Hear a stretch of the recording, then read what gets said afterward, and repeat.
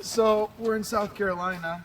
Took a little detour, and we're at our friend's house, Keith and Emily, and we're gonna be making lobster and steak. So I know a lot of you guys have asked me about the steak video, so I'm gonna shoot that today here, and you guys will find out how I make my steaks. But first, before we cook this, we're gonna head to the beach and check out Charleston. So we'll see you guys in a little bit.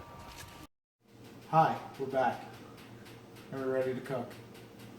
We're filming in front of a live studio audience today, apparently. One of them is kind of focused on something, not sure what, and the other one is playing with her card. So, I cut the steaks in half because they were very thick. We're cooking them on the pan, so they're going to take a while to cook if we don't cut them in half. Plus, we're going to have breakfast for tomorrow. For the lobster, the first thing we're doing is prepping them. Taking scissors, kitchen shears, and just cutting it through the top, just like that. Don't cut all the way through, because if you cut all the way through, you won't be able to get the lobster out. It'll just break. So what you're doing is spreading it apart, getting your hands in here, and pulling that beauty out. It doesn't matter if you break some of these like that. It is going to support the lobster on there, but you don't need to worry about it because really, in reality, it's only going to get tossed away. So pull it out as far as you could without ripping it off. And what you do is you just lay it nicely over, just like that. Alright, so the next thing we're going to do is we're going to take olive oil. And you're going to pour olive oil nicely all over it and just get it all olive oily so they don't dry out when you're cooking them.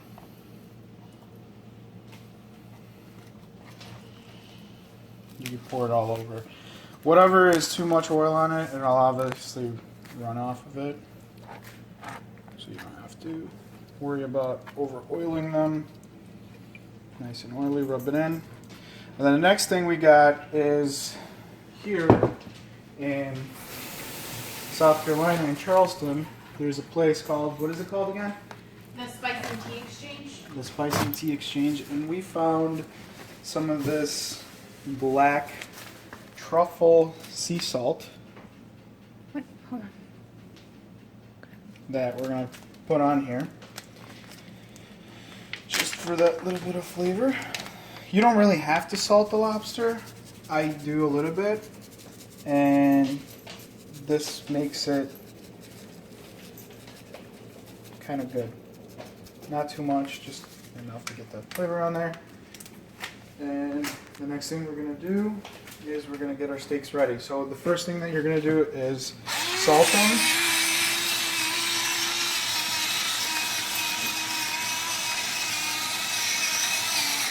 Don't be scared to over salt them and over pepper them. You're not going to.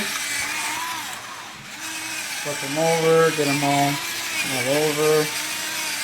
Nice and get it all on there. Now we're going to do the same exact thing with the pepper.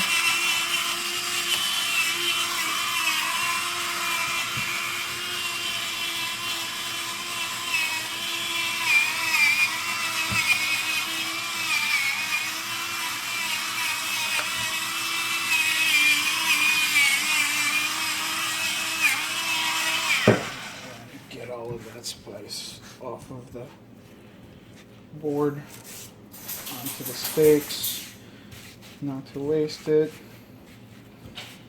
Alright, next thing we're going to do is we're going to warm up our pan. So the steaks you want to take out of the refrigerator for at least 20 minutes before you cook them.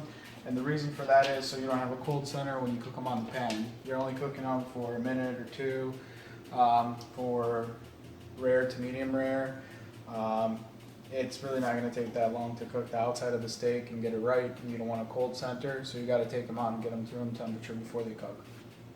Well, Louie wanted to get in on the action. So here's a topping for the lobster and a little bit of the stuff that I made for the steak. this is basically a half butter of the stick. A half stick of the butter. Sorry. This is a half a stick of butter with about half a cup of parsley chopped into it, and some green onion, and some garlic. Do it to your own flavor, how much garlic you want. Some people like more garlic, some people like less garlic.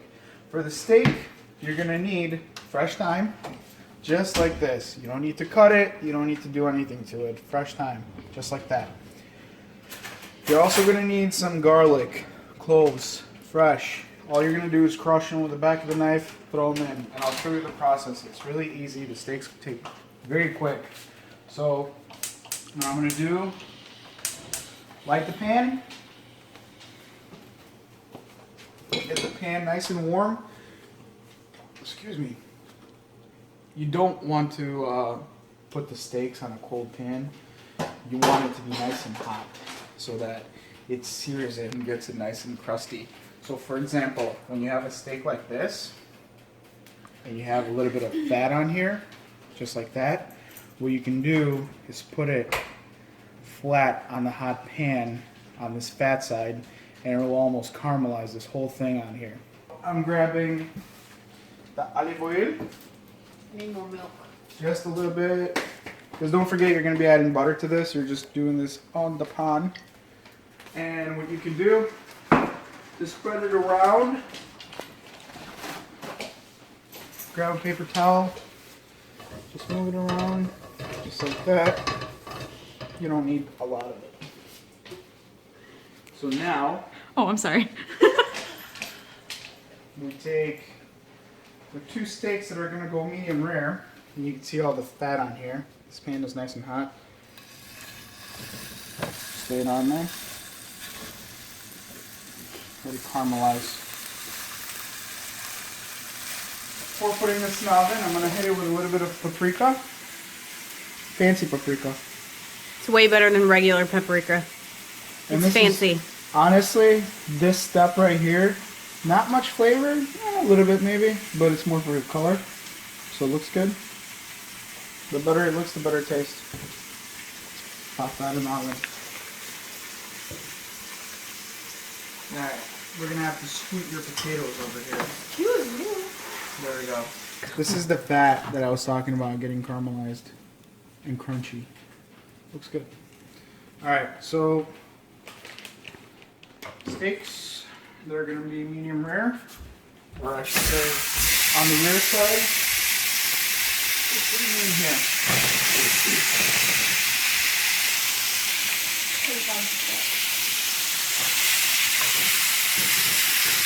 So we're going to start out with a minute on one side and flip it 30 and 30. That's what we're going to do. And then we're going to finish them off with the butter, the garlic, and the thyme.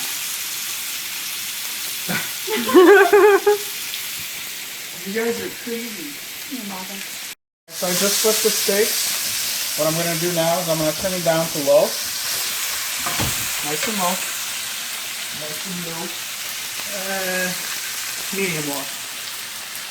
And this is what I'm going to do. I got the butter.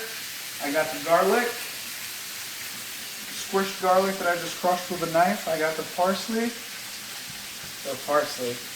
Thyme. And check this out. Put it all in here. It's gonna start popping like crazy.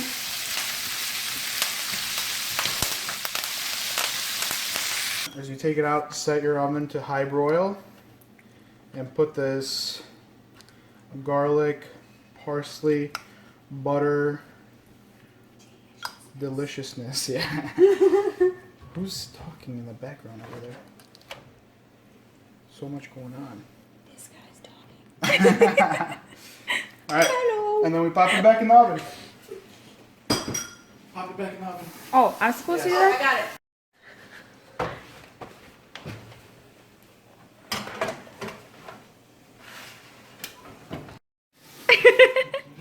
So they paused the video, but we pretty much got the lobster out. It took 3 minutes for the broil setting.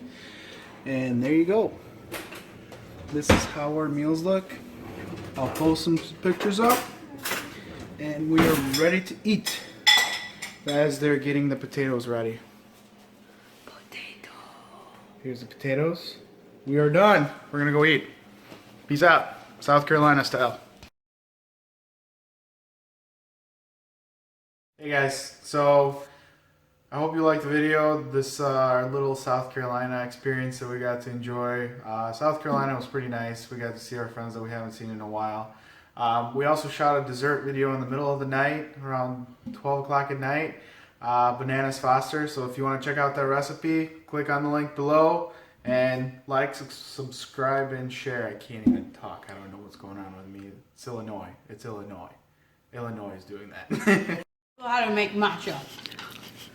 Wow, I just got my own YouTube channel stolen from me by Emily here with her matcha, which... You take matcha powder and you put it in milk. And you shake it. Shake it. Shake it. Shake it. Make sure you shake it. Not stir it. Shake it. Shake it. I think we need So, more okay. milk. Here's what... I'm done. I'm done. You're done. Okay, that's pretty easy.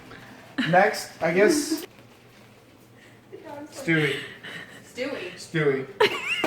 Louie. No, Stewie. I'm the camera guy. Hey. Like the You want movie? some matcha?